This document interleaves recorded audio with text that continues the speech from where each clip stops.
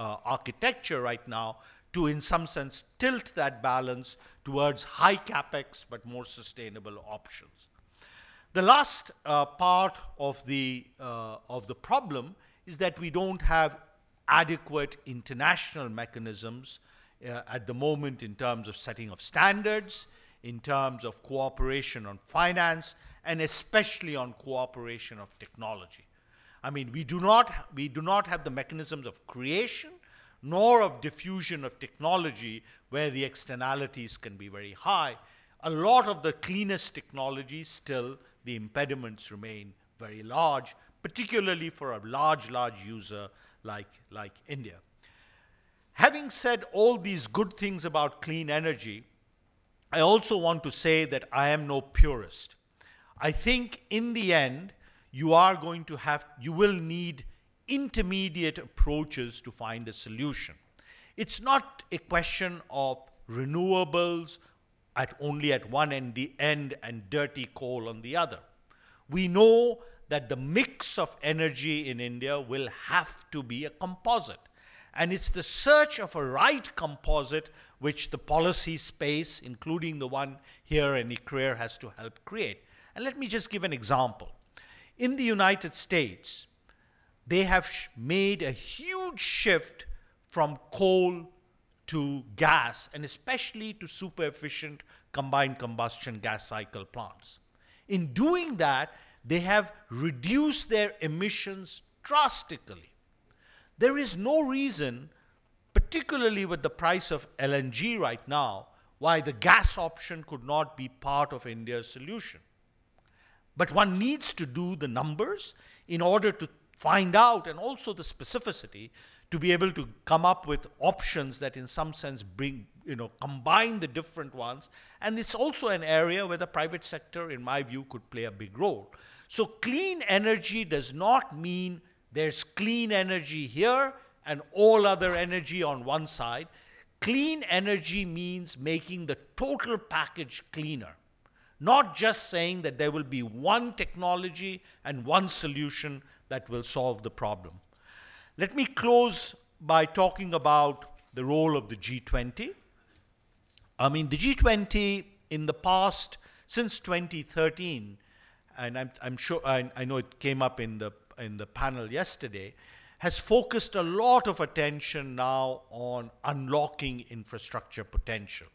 They have done that by looking at investment climate, by looking at strengthening financial intermediation, especially the role of institutional investors, strengthening planning and prioritization process, the whole role of regulation, particularly with climate risk, and also addressing data gaps, improving pipelines, lots of things that they've been doing. But to be candid, the word sustainability does not appear in the G20 lexicon. Very little of what the G20 does or has done until now has really taken into account that this is not just about more infrastructure, it is about better infrastructure. So one of the areas that I'm personally pushing very hard for is the G20 needs to play a leadership role in a transformative agenda on infrastructure that goes beyond what it is doing. So what does going beyond mean? So the one area clearly is addressing these fundamental price distortions. The G20 has to take the lead in the phase out of energy subsidies. They have committed to it, but the delivery has been slow and lagging. They have to agree that establishing a carbon price corridor has to be part of the solution, and equivalence matters. You're not going to do it all in the same way, but we should be able to compare and determine what we are doing. For example, in the US, the approach is largely regulatory. Yes, there is some trading schemes and the like, but the main instrument the federal government is using is applying the Clean Air Act and also vehicular standards and the like. So we need to push on a carbon price corridor. A second element where the G20 can play a lead role is to lay out the public policy decisions that will help create a cleaner, more sustainable strategy, including for clean energy. And at the moment, that has not figured very heavily. The third area is by improving the financing framework. There's been a lot of discussion on the climate space about, let's say, the entitlement that is associated with past climate change and this 100 billion or X billion that should be transferred from rich countries to poor countries. Coming from a poor country, I'm still an Indian passport holder, still an Indian, argue our case all over the world. Let me tell you, what matters is not what is given to us, but what is used to produce the results we want. And in that context, it's really producing accessible and affordable finance that is important. And that will entail bringing together a package of financing from different sources rather than just saying there is this amount for climate finance. Ultimately, it's not about the billions, it's about the trillions. And if we want to solve the problem of the trillions, we have to find smart finance, not just some kind of a handout. And I'll be glad to talk more about that in questions. Another area where the G20 can play a very big role is in improving the regulatory framework to deal with climate risk.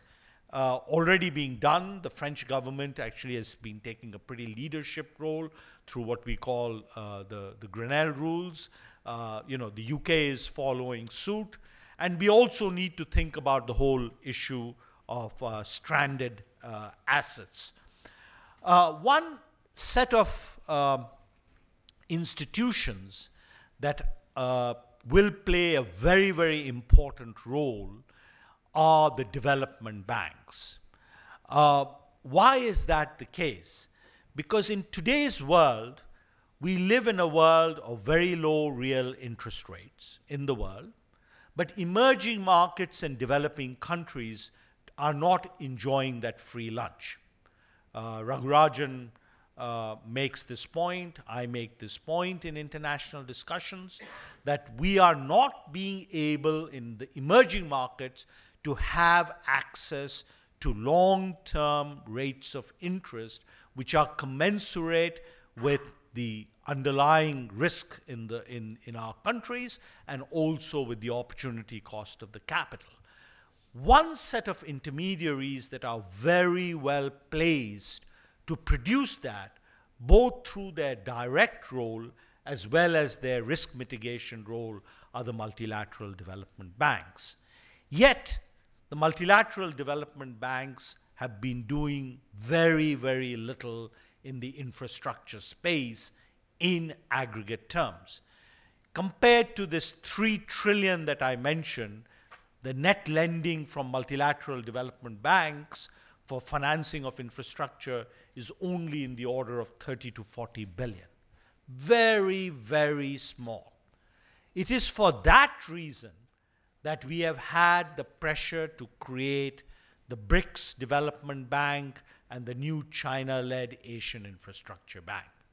It is a recognition that much more finance is needed in terms of the public finance, international public finance, to catalyze and crowd in private finance, and these institutions can play a very big role. Let me give a practical example of this.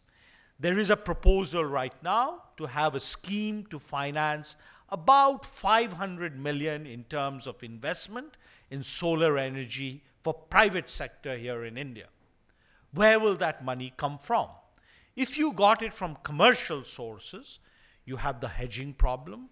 It is of short tenure, and the costs are very high. And immediately, whatever you might think about it, that solar investment becomes untenable. Right now, there's a possibility to get that funding from the multilateral development banks, say the World Bank or the Asian Development Bank, and to have it subsidized by commingling that money with the Global Environment Facility. In other words, what you are doing is getting a sustainability premium on the development capital to make that investment more sustainable. So unlocking the multilateral development banks is a very important part of the solution. When I was with the G24, I argued very vigorously this case on behalf of us emerging markets and developing countries. Yet, the rich countries said, no, we are not interested in an increase in the share, in the capital and the structure of these institutions. We said, we are perfectly willing, we recognize the problems that you have, we are perfectly willing to come in and step up and meet the capital requirements of these institutions. We have the capital, but we know that these institutions will lend to us. But of course, that would mean that the governance of these institutions would have to change. But in reluctance of that fact, the advanced countries, particularly one or two, said we would rather keep these institutions relatively small, but in some sense reflecting the old power structure than the new power structure. And it is precisely for that that these new institutions are coming to the fore. So in the world that we face, there are very few things that are a free lunch, but the multilateral development banks are part of that because they allow near risk-free lending for things like clean energy for the private sector. So it's extremely important that the G20 play a leadership role in changing the conversation with regard to these institutions.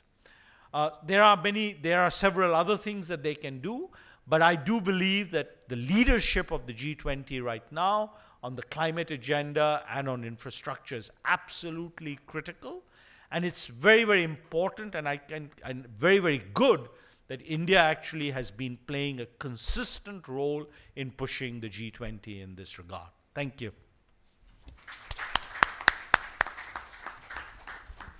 Thank you, Amar, for that really nice and wonderfully articulate overview of where we stand at the moment, especially with respect to emerging markets.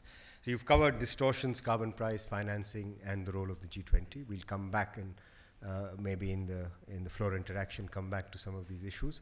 So we'll go a little deeper now. May I request Per? About 10 minutes, 10, 15 minutes, yeah?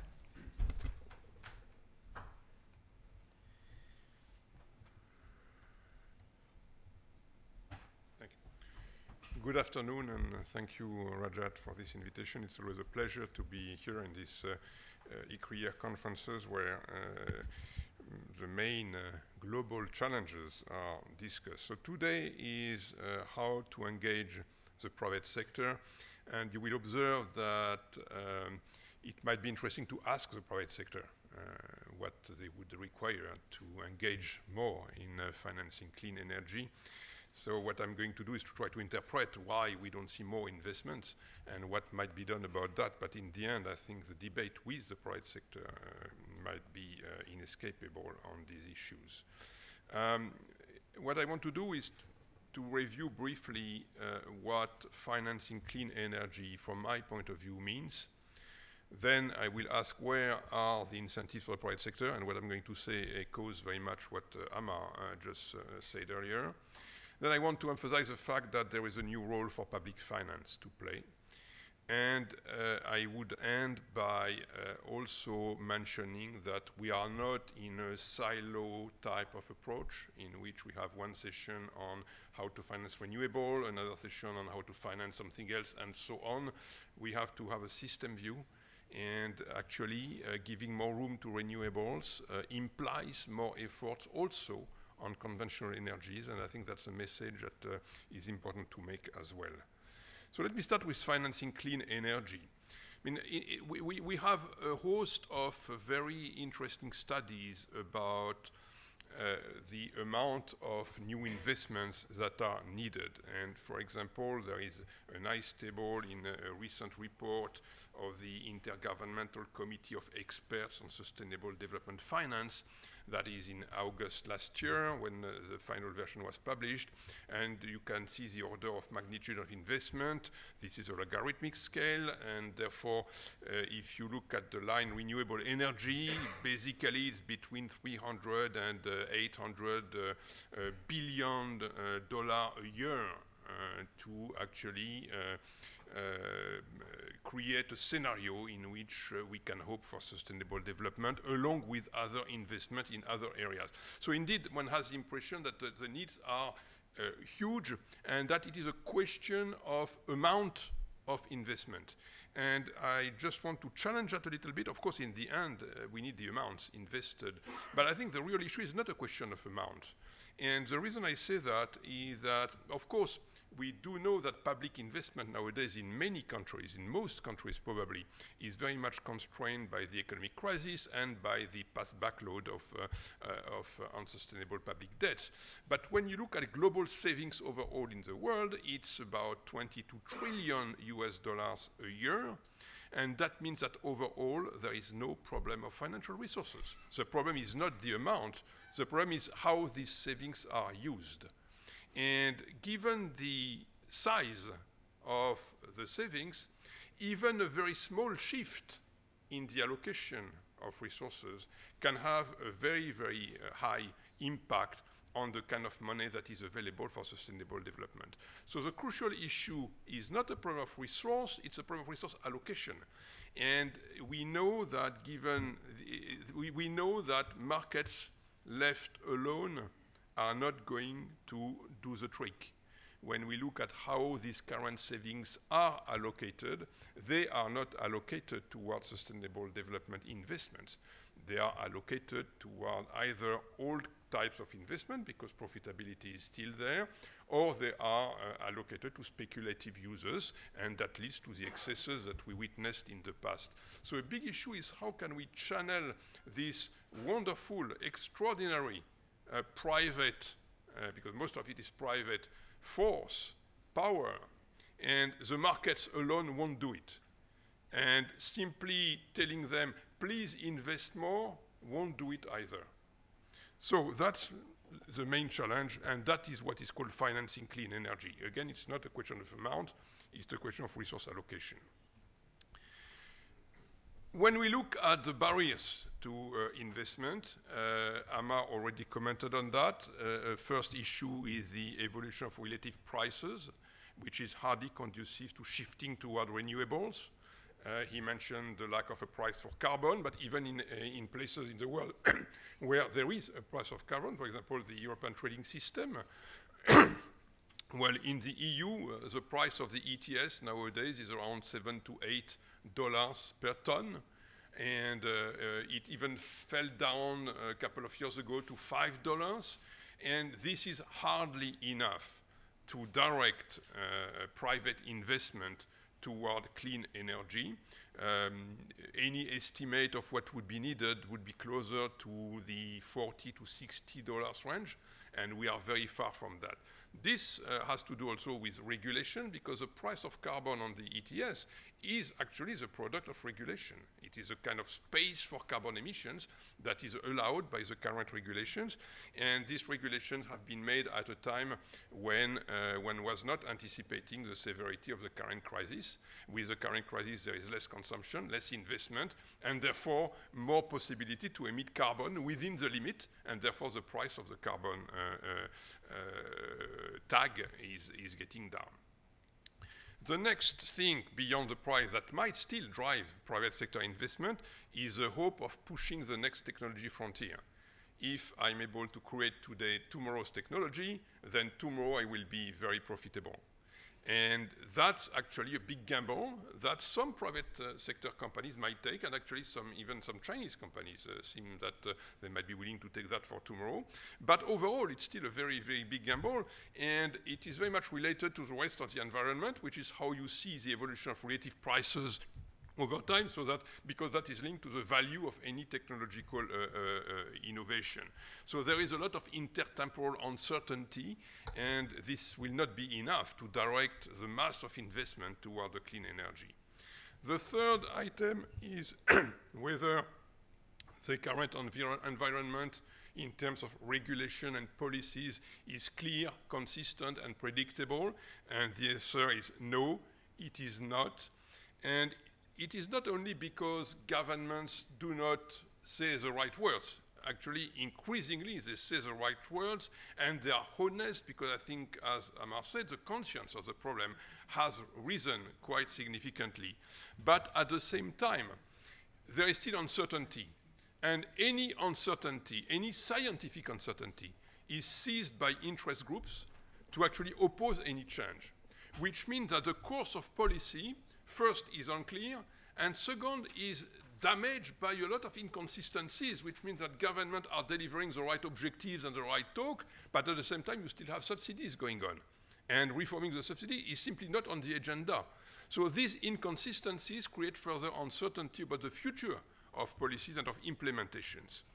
So a big question is, what can governments do? And that's where I suggest that there is a new role for public finance. And in a nutshell, what I mean by that is that instead of directly engaging and doing and investing, the new rule of the game for public finance will be to catalyze investment and to think themselves as market builders and catalysts rather than as investors. It's a totally new job. It may look obvious, but it's a totally new job. So beyond, what it means is that, of course, there are areas in which government investment is still vital, for example, research on new technologies and so on. Okay.